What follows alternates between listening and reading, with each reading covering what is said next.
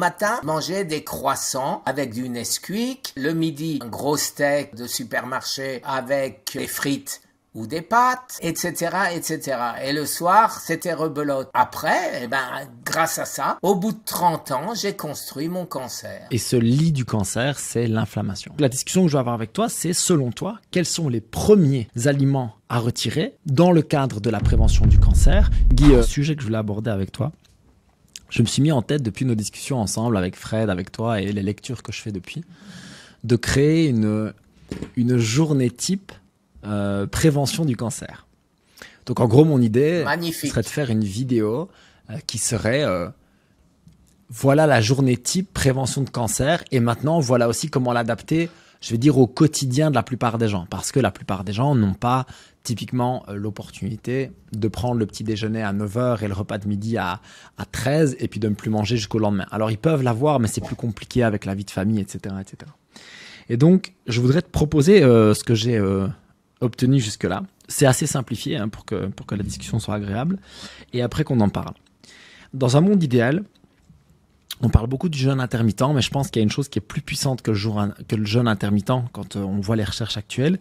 C'est ce qu'on appelle le ETRF, le Early Time Restricted Feeding. En gros, ça veut juste dire faire le jeûne intermittent, mais beaucoup plus tôt dans la journée, parce que la plupart des gens vont faire le jeûne intermittent en mangeant plus tôt en fin de journée, en sautant le repas du matin. Donc là-dessus, je pense qu'on est d'accord.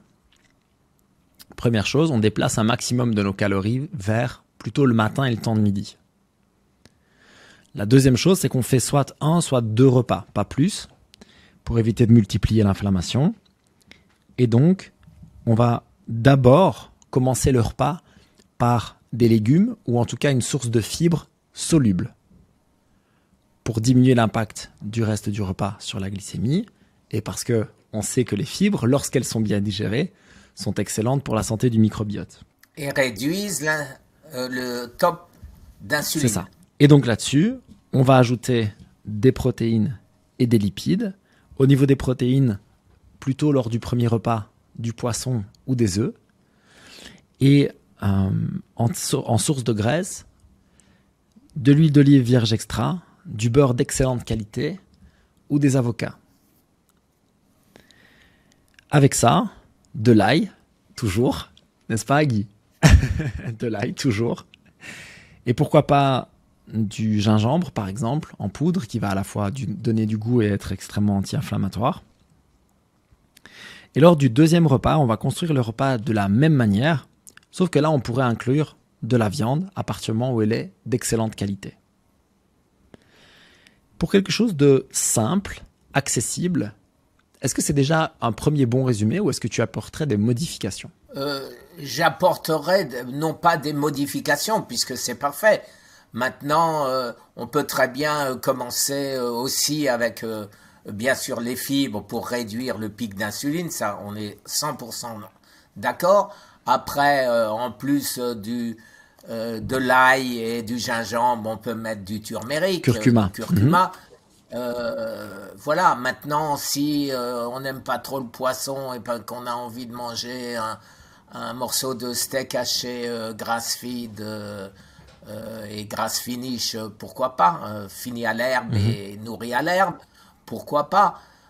J'irais dire, l'idée générale, tu l'as parfaitement conçue.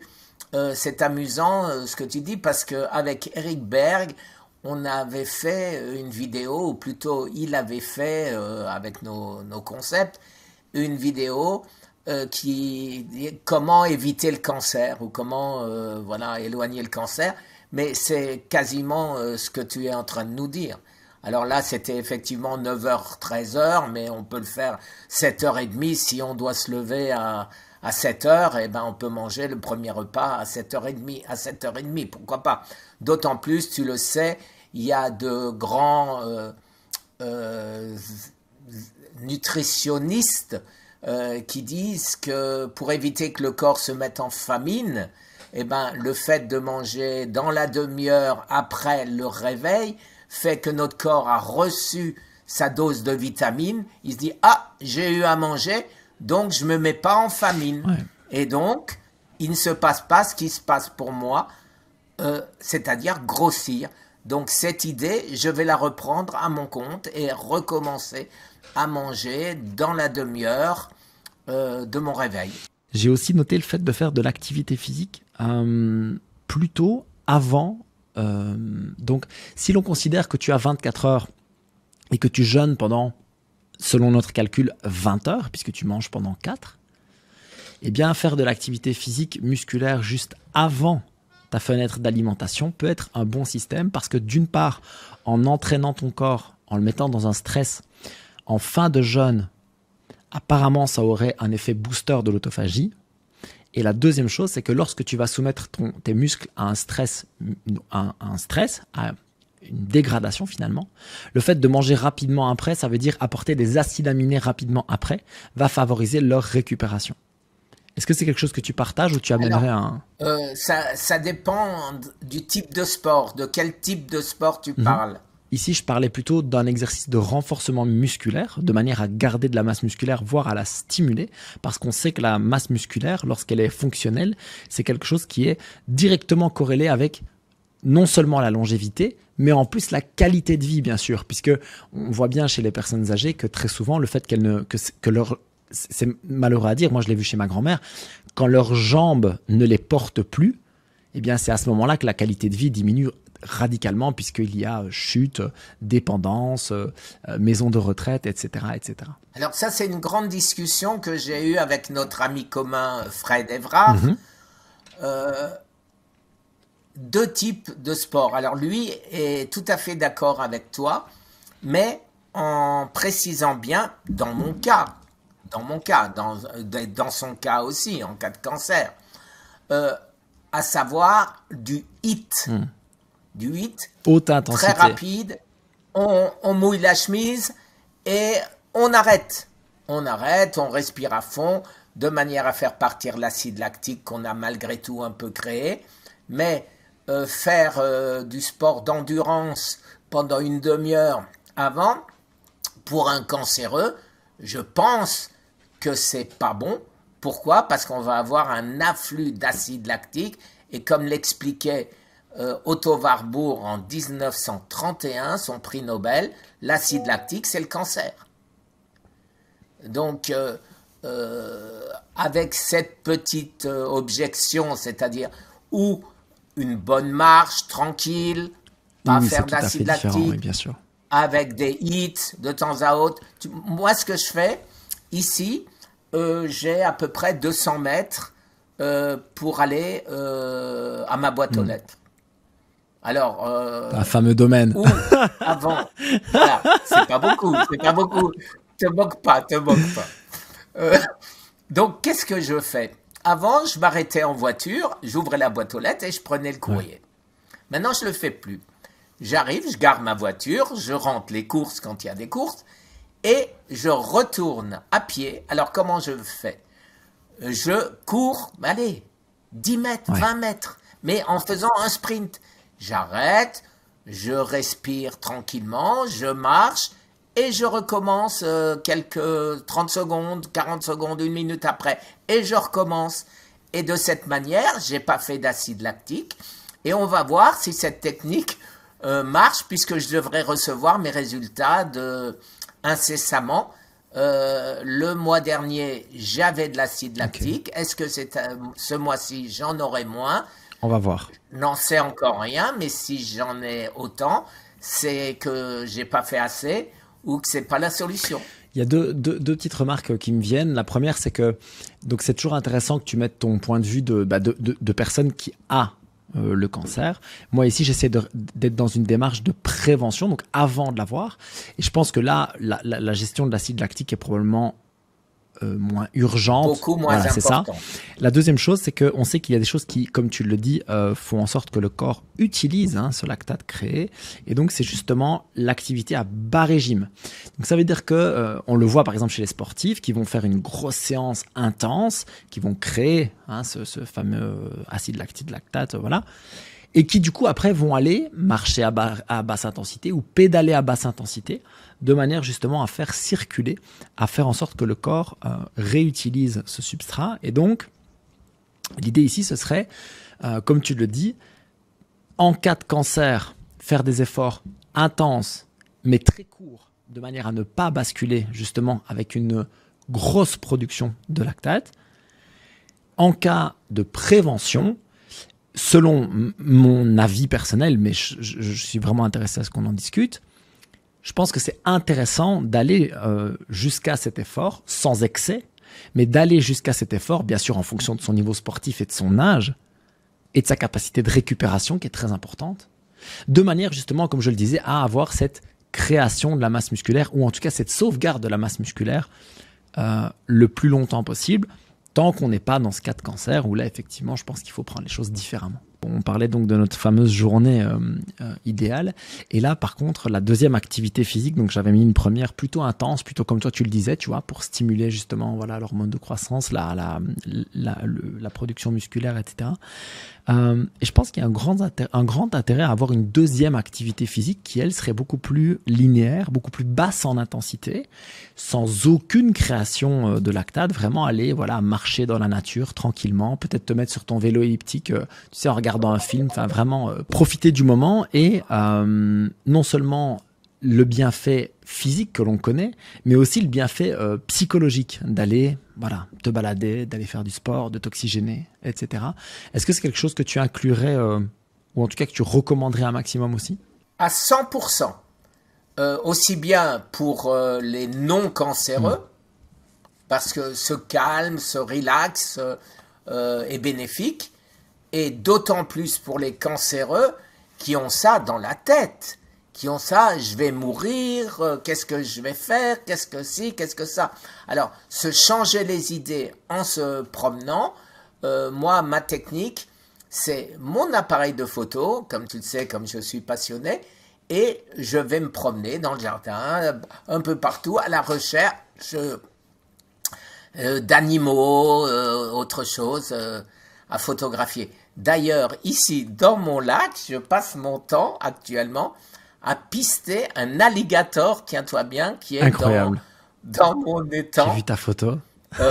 C'était bluffant. Voilà, je t'ai envoyé la photo. Bah, je la remettrai en dessous, je mettrai un lien. Mais c'est assez marrant. Alors, t'es quand même content qu'ils sortent pas. Les alligators, par contre, et ils sont peureux. C'est vrai? Ils sont peureux. Il est gros, mais dès que j'arrive, il plonge et disparaît. Ah oui. Donc, il faut que j'arrive, je m'arrête, je me cache derrière un arbre, j'attends, et là, hop, il ressort, il ne me voit pas, et alors là, je peux le mitrailler. Excellent. C'est pas en Belgique qu'on va avoir un alligator, je peux te dire. C'est cool comme expérience.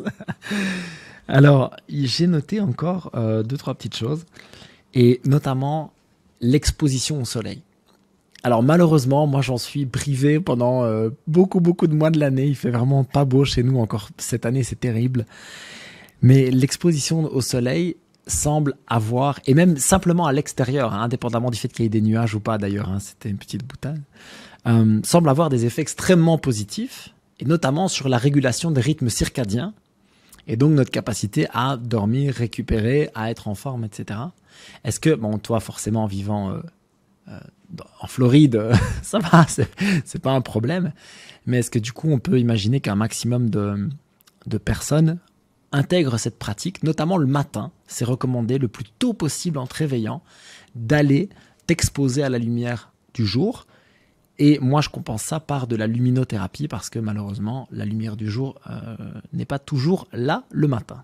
Alors, comme tu le sais, la vitamine D est produite par le soleil et la mélatonine est produite par le soleil. Donc, quand on n'a pas la chance d'avoir du soleil, eh ben, qu'est-ce qu'on fait? Eh ben, on prend de la D3 avec de la K2, MK7, on prend de la mélatonine. Quand on a la chance d'avoir du soleil, eh ben, je mange le midi, je prends mon plateau, je vais dans le jardin au soleil, j'enlève la chemise et voilà, je reste le temps de manger une petite demi-heure au soleil, tranquille. C'est exceptionnel. Et je pense que c'est absolument impératif. Impératif. La mélatonine. Pour l'instant, tu as 100%. Cool, j'ai bien fait mes devoirs. Je vais te donner une J'ai bonne bien note. fait mes devoirs. La mélatonine, je sais que tu la prends en complément alimentaire et c'est quelque chose que moi j'ai pris aussi pour la régulation des rythmes circadiens et du sommeil. Mais attention que toi, tu prends vraiment des doses totalement différentes de ce qui est autorisé et prescrit ici en Belgique et en France. Alors, ce qu'on donne en Europe, c'est 1,9 mg. C'est absolument ridicule. Ça ne sert à rien. Aux États-Unis, sur Amazon, par exemple, tu peux acheter des pilules jusqu'à 60 mg. Wow. Des gens que je connais prennent 450 mg par jour Wow. en protection contre le cancer.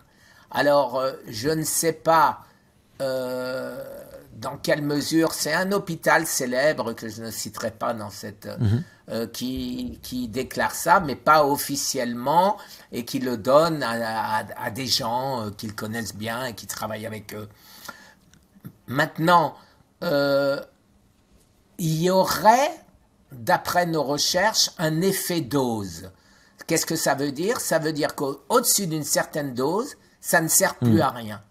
Tu sais, c'est comme la vitamine C, tu peux en prendre 3 grammes par jour, et encore liposomale, et si tu en prends plus, eh ben, tu vas l'éjecter quand tu vas aux toilettes. C'est pour ça que tu as des gens qui se font la vitamine C par injection, et qui mettent là, eux, jusqu'à 50 grammes, 70 grammes de vitamine C. Personnellement, j'ai jamais essayé. Je pense que c'est favorable dans le cadre d'un cancer, mais là, de nouveau, on revient au cancer et non pas à la prévention du cancer. Et dans la prévention, tu dirais quoi comme mélatonine, du coup? Comme Pardon? dose de mélatonine, du coup, ce serait quoi? Ben moi, ce serait minimum, en prévention, minimum 10 grammes. 10 milligrammes. Voilà, et c'est trouvable facilement sur Amazon, et contrairement en France, ça coûte rien du tout. Alors c'est incroyable parce que donc moi je prends donc la mélatonine chez Unae, c'est vraiment de très bonne qualité, c'est ça qui est super, c'est naturel, etc. Mais effectivement c'est 1,9 mg. Donc si je voulais suivre ta prescription, je devrais prendre au moins 5 gélules, voire 6. 5. Et donc au lieu de me retrouver avec mes, je vérifie à l'instant sur le site pour pas dire n'importe quoi, au lieu de me retrouver avec mes 19 € par mois, eh bien je fais x5 ou x6. Donc t'imagines, oui. Ça fait plus de 100 Alors € que par tu mois. as deux paquets de 240 pilules, je crois que ça doit coûter 10 ou 15 €, 2 paquets de 10 mg ou de 20 mg. Et en vente libre, bien sûr. En vente libre. En vente libre, Incroyable. bien sûr. Ok.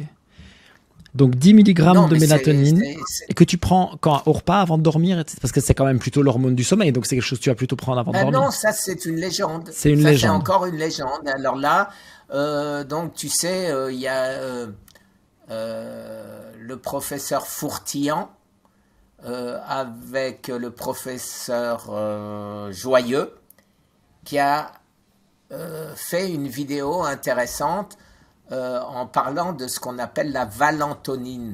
Et en fait, il semblerait, d'après lui, personne n'a repris derrière, en disant qu'en fait, il y a la mélatonine qui va dans la mitochondrie, celle qui est utile dans le cadre du cancer, bien évidemment, et tu as une autre mélatonine qui s'appellerait, d'après le professeur Fourtillan, de la valentonine, et qui, elle, va dans la glande spinéale. Alors, qui a raison, qui a tort? Les deux s'appellent mélatonine. Tu as des professeurs célèbres aux États-Unis qui font maintenant la différence entre ces deux types et les effets différents de cette même mélatonine. Voilà. Mais ce qui est certain, c'est que tu prends 20 mg, 30 mg, 50 mg de mélatonine, tu n'es pas fatigué. Et tu la prends quand? Ça montre bien que ce n'est pas l'hormone du sommeil à haute dose. C'est ça. Du moins. À haute dose du moins. Tu la prends du coup au repas ou tu la prends quand? Je la prends quand je tombe sur le flacon. Pour pas tu oublier. sais, aujourd'hui, mon grand truc depuis toujours, ça a été ne jamais donner au cancer une routine. Ouais. Alors, je sais que je n'ai plus de cancer, mais je sais aussi qu'il peut revenir, je sais aussi qu'il peut être caché quelque part, même si aucune cellule cancéreuse n'est détectée lors de mes différents examens. Et donc, ne voulant pas donner de routine, quand je me retrouve devant ma tablette ou de nutriments, je dis, tiens, aujourd'hui, tiens, je vais prendre un peu de ça, un peu de ça, un peu de ça et un peu de ça. Voilà, c'est tout. Et le lendemain, je fais autre chose. Okay.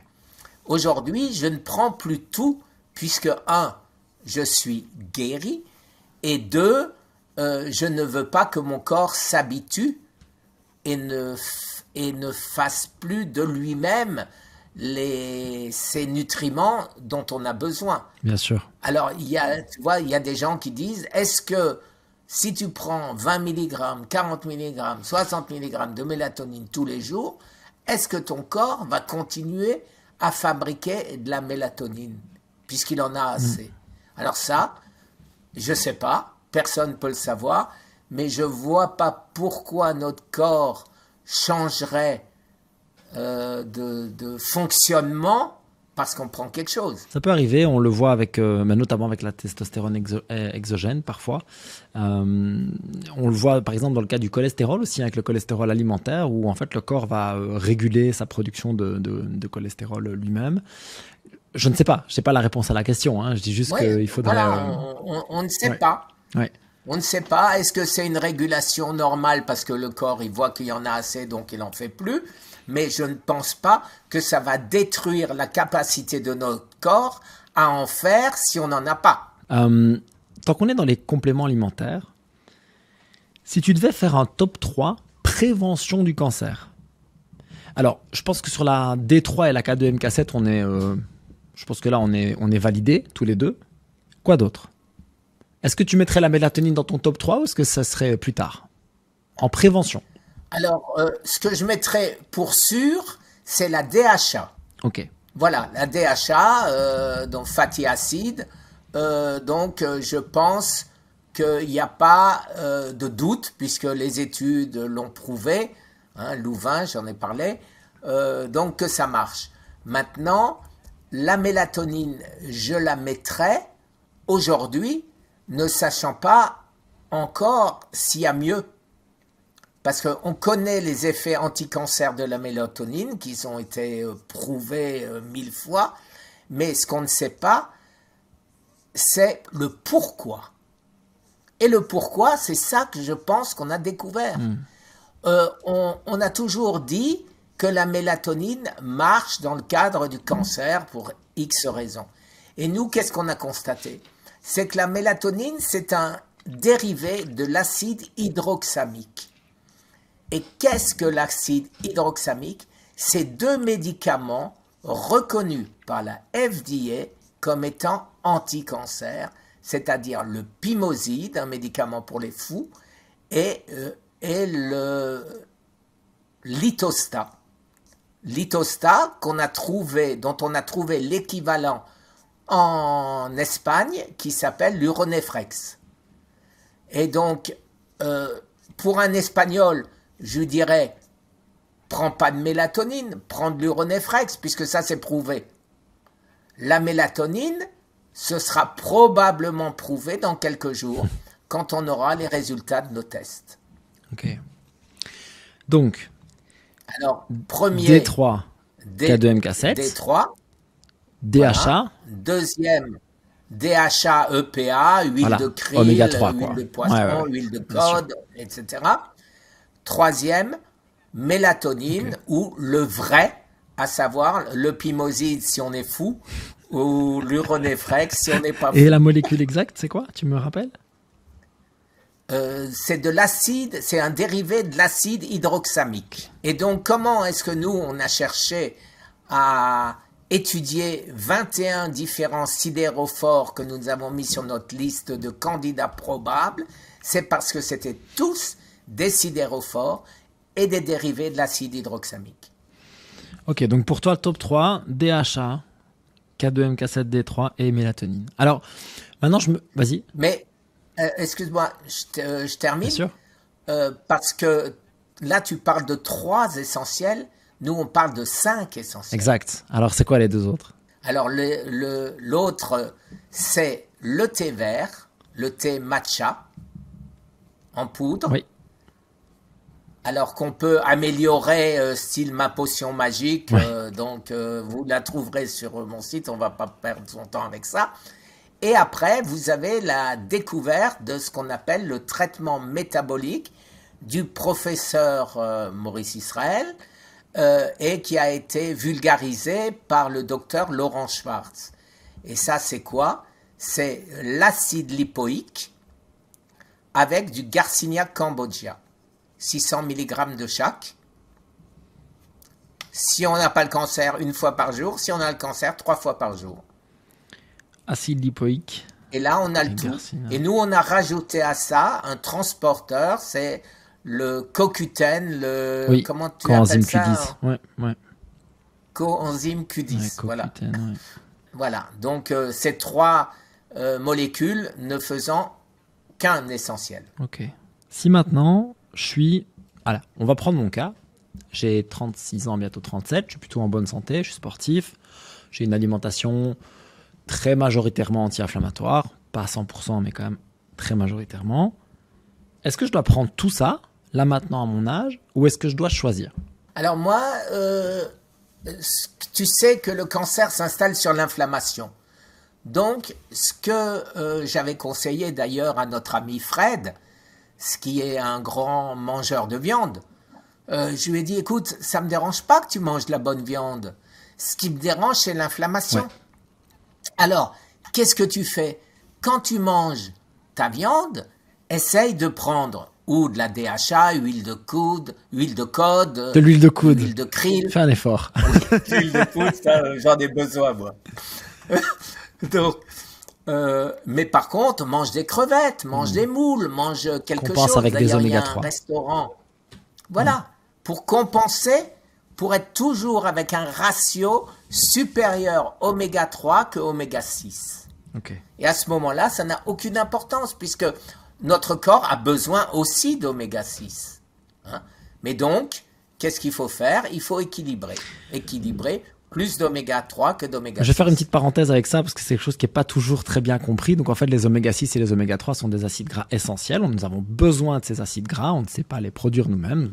Nous devons les trouver dans notre alimentation avec le fait que lorsqu'ils sont en concurrence, entre guillemets, les oméga 6 vont avoir tendance à être pro-inflammatoires, tandis que les oméga 3 vont avoir tendance à être anti-inflammatoires. Dans l'alimentation paléo, ancestrale, peu importe comment tu l'appelles, on va dire la plus naturelle possible, on estime qu'on avait un rapport oméga 3, oméga 6 entre 1 oméga 3 pour 1 à 3 oméga 6. Donc, ça veut dire que si je prends une cuillère à soupe, j'ai une cuillère à soupe d'oméga 3 pour 1 à 3 cuillères à soupe d'oméga 6. Maintenant, dans l'alimentation moderne, transformée, etc., on monte à des niveaux qui vont de 1 pour 10, voire 15. À 20. Et maintenant, aux États-Unis, on estime que certaines personnes sont entre 30 et 40. C'est absolument dramatique. Ça, c'est extrêmement pro-inflammatoire. C'est une des raisons pour lesquelles moi je passe mon temps à demander d'éviter les huiles de soja, de maïs, de tournesol, etc. qui sont bourrées d'oméga 6, qui ne contiennent pas d'oméga 3. Et donc, l'idée c'est de rééquilibrer ça. Et certaines viandes vont avoir un bon profil oméga 6, oméga 3, mais c'est très difficile à trouver. Comme le disait Guy, il faut absolument que ce soit des viandes de pâturage, donc plutôt des ruminants, et absolument qui mangent uniquement de l'herbe, rien d'autre. Pas de maïs, pas de soja, pas de farine, rien d'ajouté. Et ça, il faut être honnête, c'est difficile à trouver. Et en Europe, ça coûte un pont. Et donc le jeu, c'est que si je consomme de la viande riche en oméga 6, toi, ce que tu nous recommandes, c'est de complémenter ça avec des oméga 3. Donc soit par exemple de l'huile, donc de l'huile de foie de morue ou typiquement les oméga 3 Unae, ou alors partir plus sur des crevettes, le saumon c'est plus compliqué mais il faut le prendre sauvage, le maquereau et les sardines qui sont d'excellentes sources d'oméga 3 ici en Europe. ce genre de choses pour retrouver justement cet équilibre. J'ai fait tester récemment mon ratio oméga 6, oméga 3, il était excellent, j'étais très fier. Et en même temps, quand je vois la quantité de macros que je mange, je me dis que ça doit venir de là. Parce que je vide les océans à moi tout seul. Laisse-en un peu pour les autres. C'est ça. Donc les gars, allez, un petit effort, un peu plus d'oméga 3. La seule chose à éviter, et que malgré tout je prends un peu pour avoir de la B1, c'est les graines de lin. Alors tout ce qui est graines, c'est bien sûr, on le sait tous, c'est à proscrire, hein, c'est le blé, c'est tout ce qui est... voilà, et alors oui, mais le blé avec tel truc, avec de apôtres, c'est comme ça que ça s'appelle. L'épeautre, ouais, mais... Épeautre, ouais. Voilà. Ça, est-ce que je peux en manger? Des questions comme ça, on en a continuellement. Non, c'est des grains, c'est du pain, c'est de la farine. Donc, à proscrire. Alors, on a besoin, surtout moi qui ai des fois des tremblotes, de la B1, ça aussi, de la B1, la B12, ça protège nos circuits du cerveau. Et ça, effectivement, je pense que ça pourrait être aussi un indispensable. Mais, j'irais dire, comme ça, si on continue, tu vois, on passe notre vie à... Je suis d'accord. On s'arrête pas. Il n'y a pas de limite, en fait. Mais il faut bien dire que dans l'alimentation normale d'aujourd'hui, il n'y a plus rien. Je l'ai déjà dit, tu en avais parlé, il n'y a plus rien. Une pomme de l'époque qui était toute petite et moche et elle était remplie de bons nutriments, aujourd'hui elle est grosse, elle est belle, elle brille et il n'y a plus que du sucre dedans. Ouais. Voilà. Malheureusement, donc, effectivement, c'est pour ça qu'on ne peut plus manger de pommes. Malheureusement, effectivement, c'est beaucoup plus compliqué de trouver des nutriments, d'autant plus que les fruits sont particulièrement enrichis en sucre via la j'ai oublié. Bref, le fait de mélanger les espèces, voilà. Ouais. Et donc l'idée, c'est que effectivement, cette liste de compléments alimentaires, on a l'impression qu'elle peut jamais s'arrêter.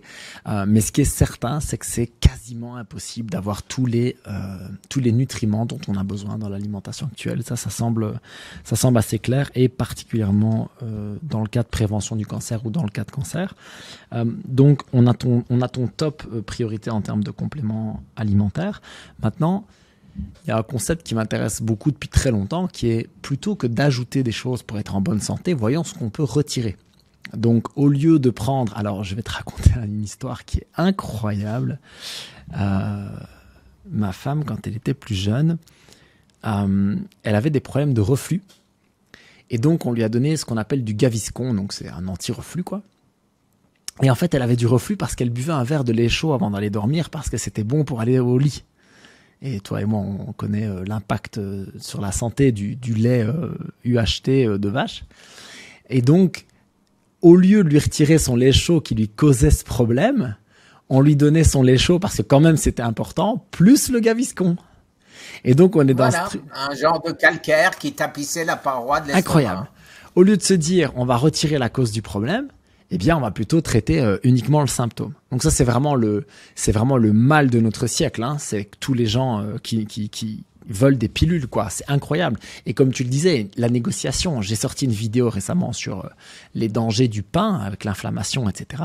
Et dans les commentaires, 1 sur 2, c'est oui, mais est-ce que je peux manger ce pain-là? Est-ce que je peux manger ce grain-là? C'est incroyable. Et je comprends, parce que c'est dur quand on entend à quel point tout ce qu'on a eu l'habitude de manger depuis qu'on est tout petit, en fait, est juste mauvais pour nous. Je veux dire, toi aussi, tu le dis toi-même dans tes bouquins, tu as été obèse, t'as abusé des bonnes choses, parce qu'on peut le dire comme ça.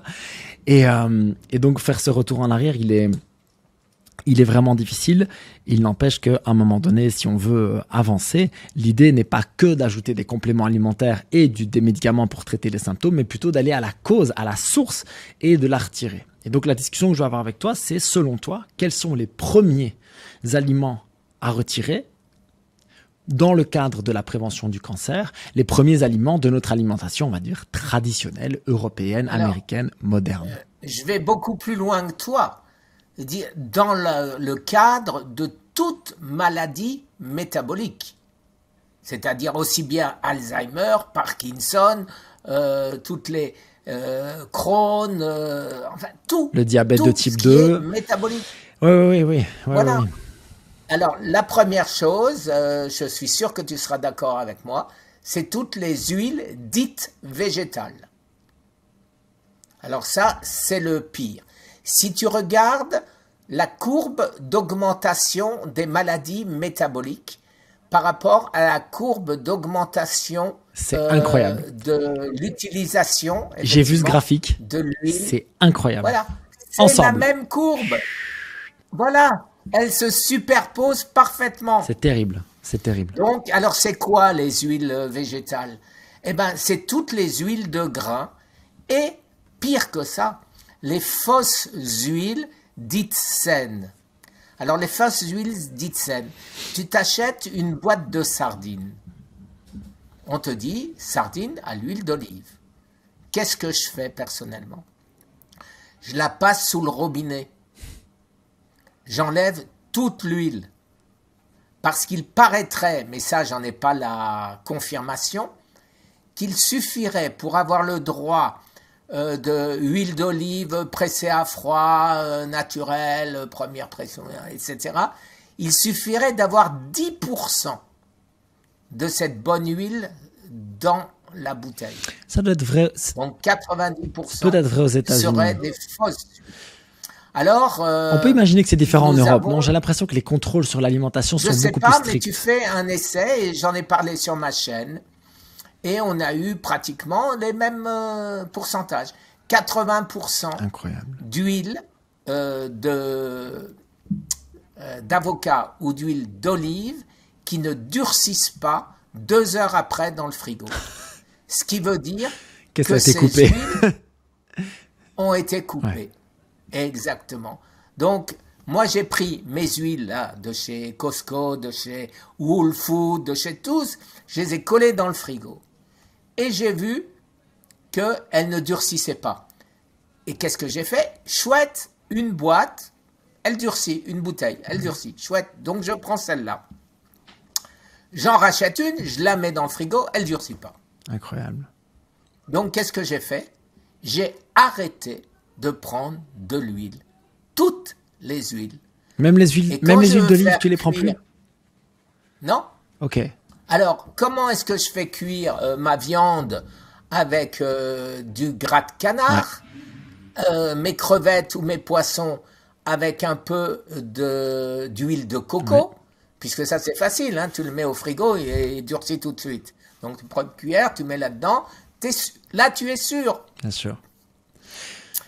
Et donc, je prends très peu d'huile et je ne prends plus d'huile d'avocat ni d'huile d'olive parce que je ne veux pas prendre le risque. Maintenant, est-ce que c'est abusé? Certainement. Mais le conseil que je peux donner à tout le monde, c'est de prendre la bouteille, la coller dans le frigo et voir si elle durcit. Alors, le comble de la, j'irais presque dire du sadisme, c'est quand c'est marqué sur la bouteille, attention, si vous mettez cette bouteille au frigo, elle va geler, elle va durcir. Voilà. Alors, notre ami Nat Océane a pris son huile où il y avait marqué ça, elle l'a collée dans le frigo, elle n'a pas durci. Elle n'a pas durci.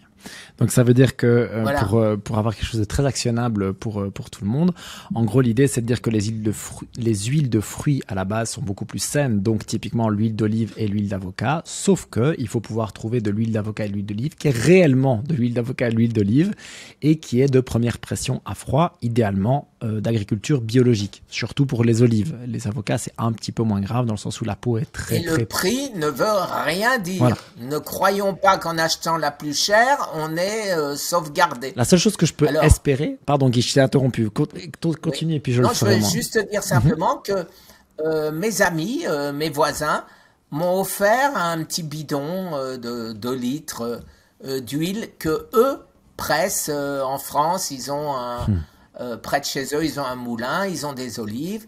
J'ai pris cette huile. En même pas 1 heure, elle a congelé. Et j'ai pas fait comme d'habitude verser dans un verre. J'ai pris toute la boîte, tout le bidon, et je l'ai collé au frigo. Et quand j'ai fait ça, il n'y a plus rien qui sort. C'est exactement ce que j'allais vous dire. C'est que si vous pouvez par contre trouver une huile sur laquelle vous avez vous-même une vue sur la qualité de production, ça c'est évidemment le plus exceptionnel que vous pouvez trouver. Et dans ce cas-là, l'huile d'olive et l'huile d'avocat, par contre, sont de bonnes sources de graisse. Et alors c'est amusant parce que tu parlais de la graisse de canard, et c'est pas du tout quelque chose qui est accepté dans le grand public, mais en fait, le beurre de très bonne qualité, le ghee, donc le beurre clarifié, l'huile de coco, Absolument. la graisse de canard et le tallow, donc la graisse de bœuf, le blanc de bœuf, sont en fait d'excellentes sources de graisse. Ce sont des graisses saturées, certes, donc, et tout comme les autres, on va pas le boire à la bouteille, mais pour utiliser ça pour de la cuisson, ça fonctionne très bien. Et entre parenthèses, la graisse de canard, c'est délicieux en plus lorsqu'on va cuire. C'est délicieux, ça donne un goût fantastique. Donc clairement, on peut franchement se tourner vers ça. Donc premier aliment que toi tu demandes de retirer, ce sont les huiles de mauvaise qualité. Donc les huiles chauffées, les huiles coupées, les huiles de soja, de tournesol, de maïs, etc., etc., etc. Cool. Ensuite. Et surtout, ce que les gens achètent tout le temps, ils voient huile végétale, alors quand on voit végétale, ça doit être bon. Surtout pas. Et on achète. Surtout pas. Vous voyez huile végétale, vous jetez. Je te rejoins à 100%. La suite, quoi d'autre ? Qu'est-ce qu'on retire ? La suite, bien évidemment, alors qu'avant c'était en 1, mais vu l'augmentation des huiles, c'est devenu en 2, c'est tout ce qui est sucre. Tout ce qui est sucre raffiné, les desserts, les glaces, le corn syrup, le sirop de maïs. Et là-dedans, encore un paradoxe, encore une polémique. Les gens disent, mais non, les fruits, c'est bon, les fruits, c'est bon. La chose dont se nourrit le plus le cancer, c'est le fructose. Et le fructose ne passe pas, n'est pas métabolisé par le foie. Par l'estomac, ça va directement. Il y a le professeur Joyeux qui disait, vous mangez une orange, qui c'est qui en bénéficie, c'est votre cancer. Mais ça, c'est quelqu'un qui a le cancer. Maintenant, moi qui suis sportif, par exemple, oui. D'accord, je peux manger quelques fruits entiers, il n'y a pas trop de malaise. Alors, mais exactement. Donc, j'allais en venir. Les fruits, on peut en manger raisonnablement quand on ne fait pas un jus d'orange, par exemple. Un jus d'orange, c'est 4 oranges. Donc, 4 oranges, vous ingurgitez une dose de sucre monumentale. Par contre, vous mangez une orange, vous n'en aurez pas envie d'une seconde. Et vous aurez les fibres qui vont empêcher le pic de glycémie. Donc, vous pouvez manger des fruits sans abuser, effectivement. Tout comme, je le dis, on peut manger de la viande sans abuser. On peut manger de tout sans en abuser parce que c'est la quantité qui fait le poison. Et par rapport aux fruits, je vais insister avec toi, je vais aller exactement dans ton sens. Pour moi, il est important, voire primordial, de les adapter à notre niveau d'activité physique. C'est-à-dire que quelqu'un qui est totalement sédentaire, un fruit de temps en temps, c'est cool, mais si vous envoyez 2 bananes, une orange et un demi-ananas tous les jours, ça va finir par poser problème. Si maintenant vous êtes très sportif, que vous faites 1 heure de sport par jour, genre bien actif et tout, là c'est totalement différent. Particulièrement si vous utilisez cette énergie, particulièrement si vous allez manger ces glucides, ce sucre, ce fructose, et puis faire du sport rapidement après, de manière à, comme tu le disais, lisser la courbe de glycémie, qu'on va voir. Ça, c'est vraiment des expériences que vous pouvez faire qui sont très simples. Pour ceux qui ont des capteurs, pour ceux qui ont des lecteurs, etc. de glycémie, vous mangez exactement la même chose et vous allez vous asseoir dans votre divan et la fois d'après, vous faites exactement la même chose et vous allez simplement marcher, juste ça. Ou alors, vous vous asseyez dans votre divan et vous faites ce qu'on appelle des calf raises. Donc, ça veut dire remonter votre talon en laissant la pointe de pied au sol. Ça va stimuler le muscle qu'on appelle solaire, qui est extrêmement endurant et qui va limiter l'impact sur votre glycémie. C'est assez impressionnant. Il suffit de faire ça pendant 10-15 minutes et avec le même aliment tout aussi glucidique, on va avoir une courbe beaucoup plus lissée et beaucoup moins ce pic et donc cette redescente aussi qui est moins violente et donc moins d'inflammation. Alors pour aller dans ton sens, des fois, ou parfois, ou quelquefois, je craque, bien sûr, et j'adore la glace. Ah oui. Et quand je suis au supermarché, en sortant, c'est une boîte qui s'appelle Costco, ils te vendent, tu sais, un pot de glace, le Carpigiani, là, tu sais. Et je craque. Eh bien, qu'est-ce que je fais après? Je fais exactement ce que tu as dit. Dès que j'arrive à la maison, je prends mes haltères et je cours avec mes haltères, je bouge avec mes haltères et tout, et je prends ma glycémie. Ouf, que 120. C'est ça. 2 heures après. Mais si je prends pas, je suis à 160, 170 si j'ai pas fait mon sport. C'est énorme la différence, hein, pour que les gens se rendent compte. C'est énorme comme différence. Et donc l'impact sur l'inflammation, évidemment, est totalement modéré avec ta technique qui est d'aller faire du sport juste après. Donc en 1, on avait les huiles de mauvaise qualité. En 2, on a les produits sucrés. En ce compris les fruits, en tout cas, forcément avec de la modération, même si on peut être plus tolérant avec des fruits qu'avec des M&M's, évidemment. Évidemment. Quelle est la suite? Est-ce qu'il y en a encore un qui serait dans ton top 3? On a oublié de citer tout ce qui est boisson. Oui. Tout ce qui est Coca-Cola, les sodas, etc., Oui, etc. et le Minute Med, hein, entre parenthèses, comme l'a dit Guy, soyons bien clairs, c'est une vidéo que je dois faire, ça va être percutant. Il faut se rendre compte qu'un Minute Med, entre un Minute Med et un Coca, si on parle uniquement de l'impact sur la glycémie, si on parle uniquement de l'impact sur l'inflammation, l'insuline, etc., eh bien, c'est pas très différent en fait au final, parce qu'il n'y a pas de vitamines, parce qu'il n'y a pas de fibres dans le Minute Med et qu'il n'y a que du sucre et un goût qui rappelle l'orange de très loin, parce que franchement, quand tu bois un Minute Med et que tu manges une orange, ça n'a rien à voir. C'est très particulier. Oui, et toutes ces boissons dites énergétiques. Hein. Ouais, ok. Donc ça fait partie finalement de cette catégorie d'aliments sucrés qu'on va vouloir éviter. Voilà, sucrés. Alors après, je pense que tu seras d'accord aussi, c'est les produits laitiers. Tous? Puisque tu en as parlé. Est-ce qu'on en garde ou est-ce qu'on n'en garde pas? Moi, j'ai mon avis sur la question, mais je suis intéressé d'avoir le tien. Alors, moi, j'en garde. Je garde les fromages non pasteurisés. Donc au lait cru. Je dis bien. Et de préférence de brebis. Le plus connu étant le Roquefort. Bien sûr. Ouais. Voilà. Alors, le Roquefort, donc on peut en prendre. Il y a plein de fromages à pâte dure comme l'Emmental ou des trucs comme ça, le Gruyère. Certains sont à base de lait de vache et pasteurisés à proscrire, parce que c'est la même chose. Mais par contre, quand vous prenez des fromages donc au lait cru et de préférence de chèvre ou de brebis, et ben là, on peut en conserver sans aucun problème. Une des différences principales apparemment, ce serait aussi la qualité, ou plutôt notre capacité à digérer la caséine. C'est un des grands combats du docteur Berg. La caséine, il n'y en a pas. La caséine, il n'y en a pas. C'est la caséine, fameuse caséine A1 ou A2 en fait. Hein. Et donc cette fameuse caséine A2 que là, on pourrait apparemment beaucoup mieux processer. Oui, mais dans ce que je viens de te citer, il n'y a pas de lactose, il n'y a pas de caséine. Donc c'est pour ça qu'on ne se fait pas de soucis. La caséine semble être effectivement pas terrible.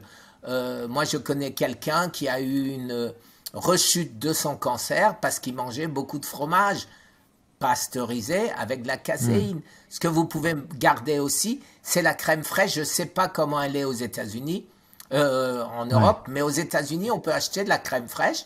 Alors quand on regarde, zéro lactose, zéro caséine, zéro protéine. Uniquement de la graisse. Donc celle-là, il n'y a que du gras. Oui, en fait c'est ça. Il n'y a que du gras. Alors, c'est la crème épaisse, hein, ça je pense. C'est la heavy cream, donc ça je pense que c'est à 30 à 40% heavy whipped cream. C'est ça, heavy whipped cream. Heavy whipped cream. Ça. Alors quand moi je mange mes baies, plutôt que prendre un yaourt et mettre ça dedans, qui est nocif, parce qu'un yaourt, il suffit de lire l'étiquette et voir tout ce qu'il y a dedans. Vous prenez un peu de heavy whipped cream, on met dedans les Burberry, les blueberries, les Burberry, les blueberries, donc les myrtilles. Ils vont être contents à Burberry, hein, qu'on mange leurs vêtements. Voilà, on met voilà les framboises, toutes les baies, on en met un peu dedans, c'est délicieux, hein, c'est comme des fraises à la crème en fait, hein. Donc c'est délicieux et ça c'est pas nocif.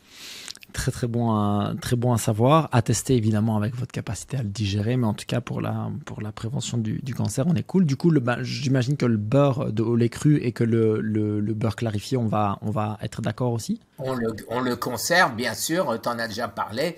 Le ghee, c'est parfait quand on veut manger quelque chose ou faire cuire quelque chose ou quand je fais un petit excès et que vraiment la tartine de pain frais, j'y résiste pas, au moins je mets du ghee dessus. C'est ça, ça donne ce côté un peu tartine beurrée. Ne me suivez pas sur cette voie parce que vous voyez, je enfle. Bon, après te connaissant, ça doit pas être un demi-pain par jour non plus.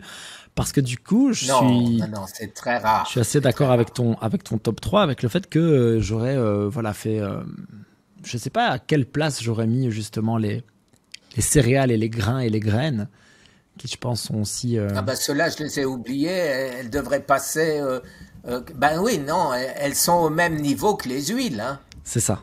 C'est en 1 en fait. C'est en 1.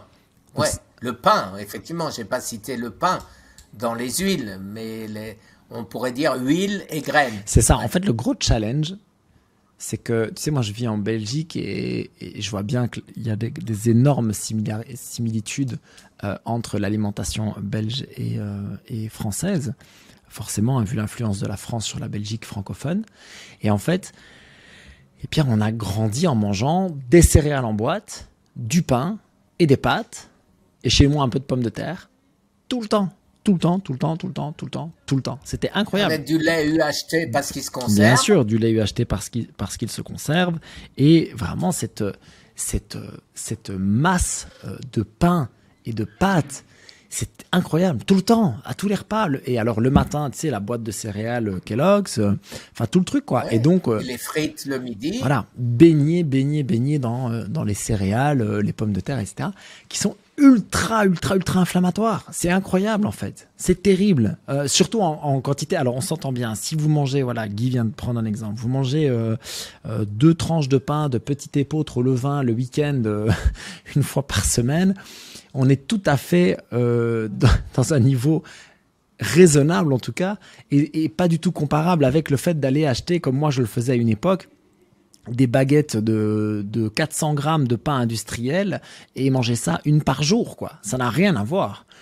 Et là, on sait à quel point c'est dramatique. Et tu parlais des maladies métaboliques et des maladies auto-immunes et des maladies inflammatoires de l'intestin, comme Crohn, par exemple. Les céréales font partie des pires choses que vous pouvez faire pour ces maladies-là. Parce qu'en plus de stimuler l'inflammation de manière excessive, il y a vraiment cette irritation de l'intestin et cette relance systématique de la perméabilité intestinale qui sont vraiment des drames pour notre santé. Ça fait déjà pas mal de choses à remplacer. Hein. Je vais te dire, depuis mon cancer, j'ai changé mon alimentation. Et pas plus tard que hier, j'ai eu une discussion avec un ami qui me posait une question: qu'est-ce que tu manges de nouveau que tu mangeais avant? Et j'ai eu la surprise, après réflexion, de dire rien du tout. Tout ce que je mange, c'est des choses que je n'avais jamais mangées ou pratiquement jamais mangées avant. Les légumes, du poisson, les baies. Tu mangeais jamais tout ça avant, en fait. Mais oui, je préférais un bon camembert coulant qu'un morceau de roquefort. C'est bon, un bon camembert coulant en même temps. Hein, c'est bon. Hein, sur une tranche de pain, une baguette française bien chaude. Un peu grillée, ça c'est fabuleux. Avec du beurre ou de la margarine pour se donner bonne conscience. Ce qui est largement pire, entre parenthèses, soyons clairs, prenez du beurre, s'il vous plaît, prenez du beurre à la place de la margarine. Voilà, et on a oublié la margarine et toutes ces fausses margarines, on a oublié dans la liste d'aliments à supprimer. Ça fait partie de la liste des huiles. Et donc, voilà, donc pour dire, alors, quel était, parce que ça c'est la question qu'on te posera ou qu'on me posera, je mangeais des pâtes. Le matin, je mangeais des croissants avec du Nesquik ou avec un autre chocolat quelconque, les petits pains au chocolat. Les céréales, c'était pas mon époque, c'était la tienne, c'était plus tard. Après, le midi, eh ben, c'était un gros steak de supermarché avec des frites ou des pâtes. Les pâtes, c'était avec la bolognaise en boîte bien buitonnée ou autre, etc., etc. Et le soir, c'était rebelote. Alors, après, eh ben, grâce à ça, au bout de 30 ans, j'ai construit mon cancer. Tu as construit ton cancer. Ça a été la base. Après, il faut le choc psychologique, il faut quelque chose qui déclare le starter du cancer. Mais pour avoir un starter du cancer, il faut avoir la base, il faut avoir construit. Voilà, c'est si vous prenez vous voulez faire un feu de bois et vous mettez que du bois vert, vous pourrez toujours mettre des allumettes, ça va pas s'allumer. Hein. Si vous mettez de l'essence dessus, voilà. Ouais, c'est ça. C'est exactement pareil. Et ce lit du cancer, c'est l'inflammation. C'est cet état d'inflammation chronique dans lequel on vit, pour ainsi dire, tous dans notre société moderne, occidentale. Et notre ami Eric Berg m'a fait faire un test. J'ai fait une vidéo là-dessus pour voir quelles étaient mes prédispositions au point de vue gène. Et on a constaté que j'avais une prédisposition très importante à l'inflammation. Et donc, de ce fait, ma dose de D3, avant je prenais 5 ou 10 mg, aujourd'hui je prends 30 mg. De D3 ?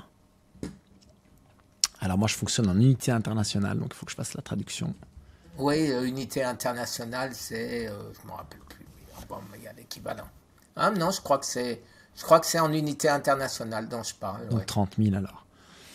Ouais, c'est pas mal, hein ? 30 000, oui, c'est 30 000. Effectivement, c'est beaucoup plus que ce qu'on prescrit la plupart du temps. Oui, bien sûr, mais étant donné qu'il n'y a rigoureusement aucun effet secondaire à un trop de D3, eh ben, je préfère en avoir trop que pas assez. Par rapport à tous ces conseils qu'on a donnés avec une journée idéale, en fait, presque tout est reproductible avec quelqu'un qui aurait ce qu'on appelle une vie traditionnelle, donc qui travaillerait de 9 à 17, qui irait chercher ses enfants, et puis qui passeraient leur repas du soir en famille. Finalement, j'ai l'impression que tout ça, c'est tout à fait transposable. La seule chose qu'il faut faire, c'est décaler vers le soir parce que j'ai envie de manger avec ma famille à 19h, par exemple. Et donc, dans ce cas-là, ce que je fais, c'est que je prends mon premier repas certains jours à midi et certains jours à 16h. Et je mange de 16 à 20, par exemple. Ça, c'est quelque chose que toi, tu préconises énormément, le jeûne de 18 à 20h ? Non, parce que j'aime pas dormir avec l'estomac plein. Mais ça, c'est, je pense, personnel. Je pense qu'il y a des gens qui arrivent à s'endormir avec l'estomac bien plein. Oui. D'ailleurs, les gens qui ont besoin d'aller faire une sieste après avoir mangé, parce qu'ils ont trop mangé. Souvent. Dont moi.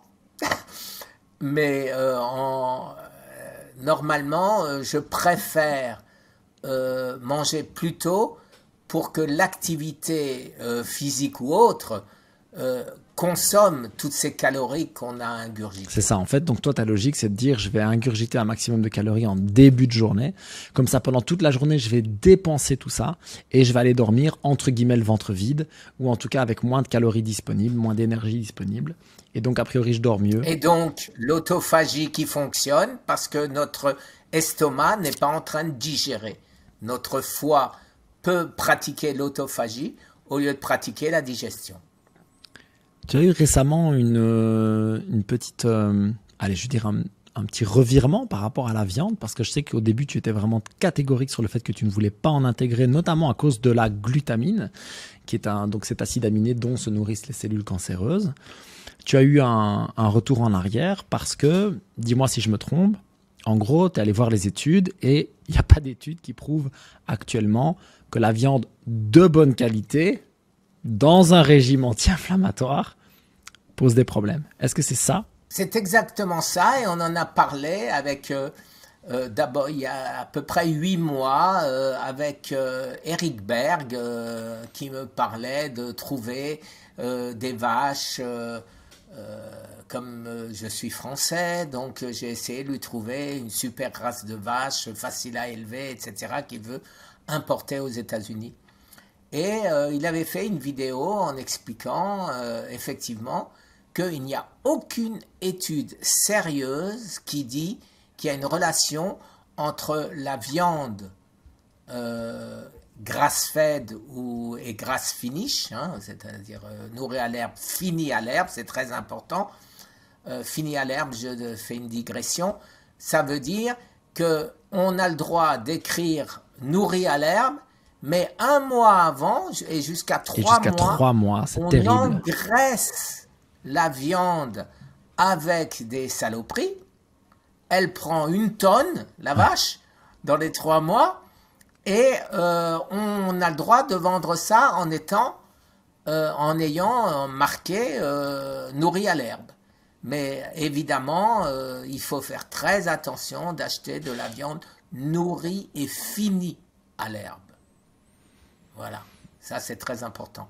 Et maintenant, avec tout ça, qu'est-ce que j'étais en train de dire ? Tu parlais du fait qu'Eric Berg avait effectivement constaté qu'il n'y avait aucune étude qui disait que cette qualité de viande a été liée à des problèmes de santé. Voilà, alors, mais c'était des études, mais absolument ridicules, puisque on disait, voilà, les personnes qui mangeaient un steak par jour, ça faisait ça, etc.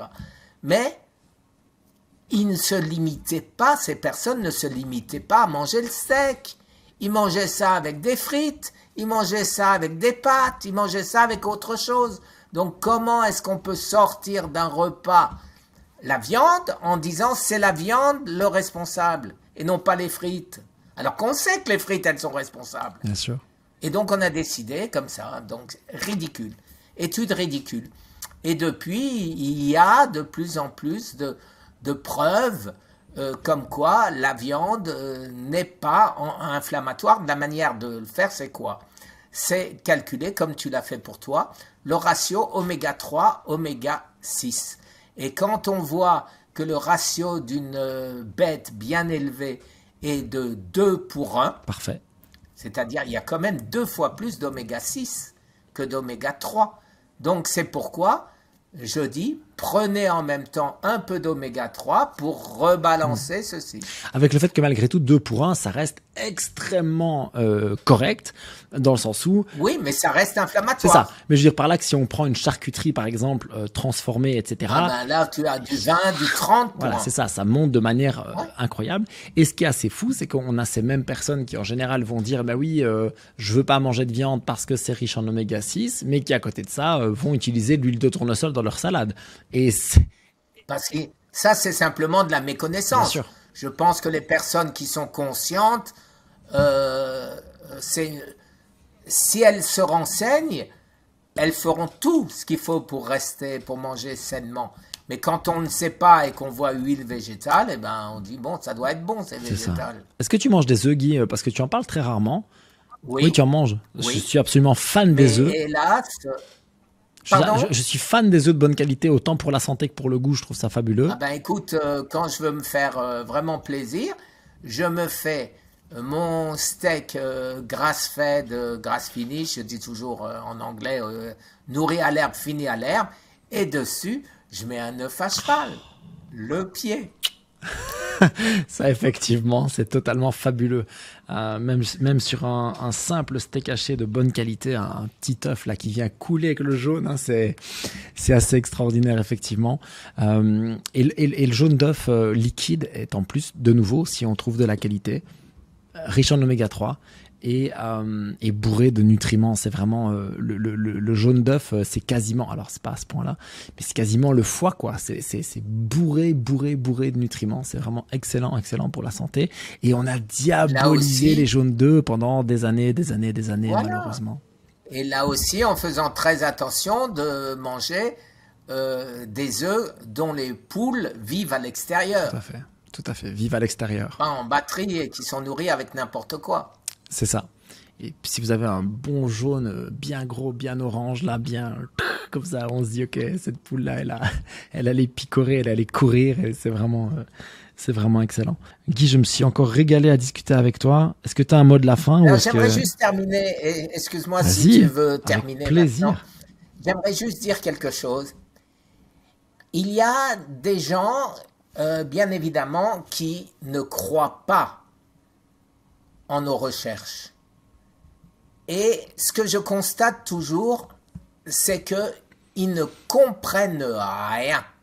Et c'est pourquoi on veut diffuser l'information, la rendre grand public, parce que ces personnes qui ne comprennent rien veulent expliquer à d'autres pourquoi c'est des conneries ce qu'on dit. Mais quand on voit les grands professeurs, les grands chercheurs, les journaux scientifiques qui, eux, nous écrivent en nous disant « je veux vulgariser parce que ce que vous écrivez, c'est pas à la portée de tous », c'est ça qui est important. Et j'espère que bientôt, cette revue anglaise va sortir et que Eric va nous faire un résumé vraiment grand public. Parce que arrêtez de croire les âneries qu'il faut boire du coca parce que votre cerveau a besoin de glucose. Arrêtez de croire l'huile végétale c'est bon parce que c'est végétal, etc., etc. Arrêtez d'être pris pour des imbéciles. Voilà, c'est clair, c'est peut-être outrancier. Une fois de plus, je le suis, outrancier. Mais c'est pour vous sauver la vie. C'est pas pour moi. Moi, je m'en fous que vous buviez de l'huile végétale. Rien à ajouter. Merci Guy, c'était excellent. Merci Jack. À la prochaine.